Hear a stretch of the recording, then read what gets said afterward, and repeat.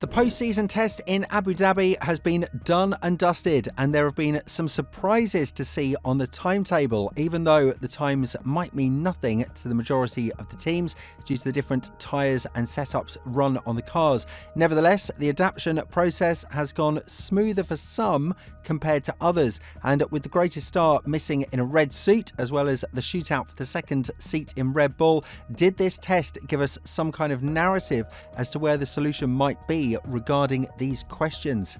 Like every other season, 2024 hosted its post-season Pirelli tyre test, in which the teams were allowed to use all but the C1 compound tyre due to its incompatibility with the tarmac in the heat of the desert.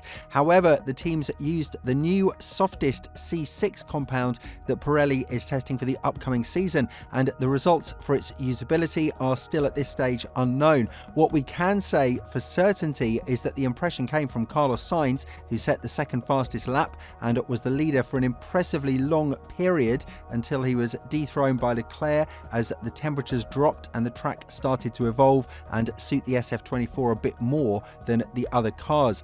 The session was quite clean overall, and apart from Norris' spin, there weren't any accidents, and the focus was on the acclimatization process of rookies and experienced drivers with their new outlets. One of the most remarkable ones, as I already mentioned, was Sainz, but apart from him, we saw that drivers like Antonelli have been extremely quick and just behind his teammate Russell and the newcomer in Sauber, Hulkenberg, who ended up at P3 and P4 respectively. Obviously, this is a massive result for Antonelli, not just because of the pressure he's feeling on his shoulders after the Monza crash and the fact that he's jumping in extremely competitive machinery in his first year, but because of the fact that he managed to complete a testing session while battling the flu, a reason why he didn't participate in the last race in F2 earlier this weekend as well. But the primary focus was on Yuki Tsunoda and his outing with Red Bull, as it was the first one after 4 years of collaboration between the Japanese driver and the Austrian team. Horner emphasised that this is going to be an extremely important test in which the lap times are going to be compared in a similar fashion to the ones of Ricciardo back in the day when he replaced De Vries. However, it does look like the focus is on Lawson, as he is part of Red Bull's academy and the shareholders want to keep to their grassroots and promote from within. This has been emphasised by Helmut Marko, and while Tsunoda didn't actually impress that much in the RB20, completing 127 laps and having the 17th fastest time, even behind Liam Lawson and Isaac Hadjar, the Japanese driver has been adamant that the car has its flaws, and he understood them as soon as he jumped into it. When talking about it, he said, "Straight away, I felt the limitations of the car. If you don't have confidence in the car, you can't feel those limitations. I didn't really struggle much to adapt. I am happier than ever at the moment." Even his team principal, Laurent Mekies, says that it would be a lie to say that Yuki isn't ready for the Red Bull seat, and the fact that he's struggled in the tyre test can, I repeat, mean absolutely nothing, because maybe the programs and the data that the team tried to collect had nothing to do with the speed of the car. After all, Red Bull will have a lot of time to spend in the wind tunnel in 2025 after finishing third in the Constructors' Championship, and these 127 laps from Tsunoda are going to help them a lot in understanding which section of the car needs the hardest reconstruction. On the other hand, Lawson has been quite impressive, as he's locked the day with the most laps driven on the track, 159. Yes, he boded way lower than his teammate on Tuesday, Ayumu Iwasa, who is also a Red Bull junior thanks to Honda's relationship, but Iwasa drove 110 laps, and the programs on these two were probably a lot different, which is why the Kiwi driver hasn't impressed as much as you would expect on the timesheets. Realistically, the scenario that we are looking at is Lawson being promoted to Red Bull after the meeting in Abu Dhabi with the shareholders, and his replacement would be Isaac Hadjar, who was a Formula 2 contender for the championship this year in a battle that went down to the last race of the season. The winner of that championship, Bortoleto, is going to race in Sauber in 2025 2025, and while only P18 for the Swiss-based squad, he drove 130 laps and got used to the machinery very well. This is what's most important for the rookies. They are getting to gel with the car and getting to understand how it works, because when the real lights are down, then you have no excuses whatsoever. Everything comes to light, and if you underperform, you might as well get replaced in an instant of a second.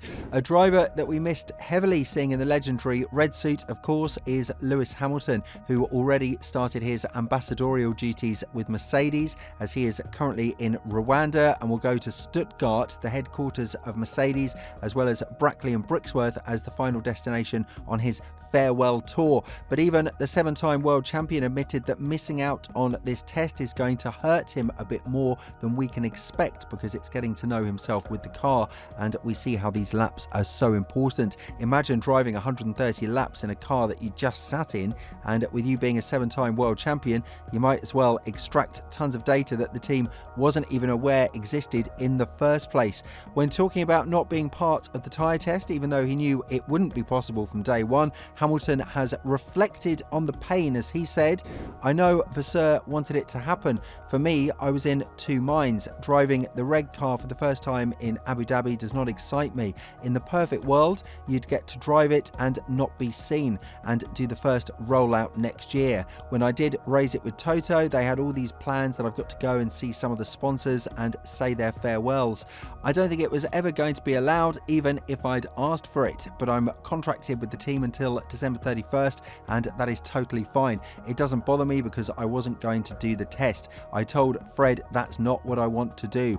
Am I missing out on something? For sure. It definitely delays the process and makes the start of the year harder, but we'll do our best to recover from it." Seeing his future teammate Leclerc top of the sheets might mean nothing to you, because we're talking about results that have been posted throughout the entire day. But nevertheless, the fact that Hamilton will be testing out the F1's 75, which is the 2022 version of Ferrari's car, goes to show that he might be on the back foot starting in the 2025 season, and that is something that his former teammate Nico Rosberg has gone on to discuss. The former fierce rivals battled from 2014 to 2016 until Rosberg decided to pull the plug on his career after winning his first and only championship. But when talking about Hamilton, Nico believes that there is a certain fear with which he will approach Ferrari in 2025, as if he doesn't have it in himself anymore, and maybe the car in Mercedes wasn't the problem. Furthermore, Nico said, "When you get beaten all the time, and in the case of Lewis, who is statistically the GOAT, then that is really tough, and especially going forward now. He has 2 years at Ferrari and he will 100% be very, very worried. What if this form of mine continues? Was it just the car at Mercedes, or what if this form of mine continues to Ferrari? If it does, it would really be quite a painful adventure, I would say, because that's not what Ferrari hired him for. Ferrari hired him to be on the level of Leclerc and fight for world championships." So I think he will be very worried about that, and we can only hope that he finds his way back to his good old self with a reset at Ferrari and is once again the brilliant driver that we know.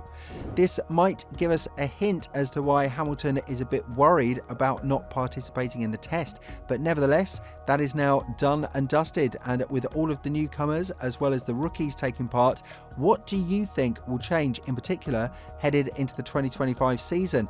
And do you think that some teams will surprise us in a positive manner, considering the fact that they have bolstered their drivers lineup? Let us know in the comments below, and when you do that, make sure to check out the video that appears on your screen right now.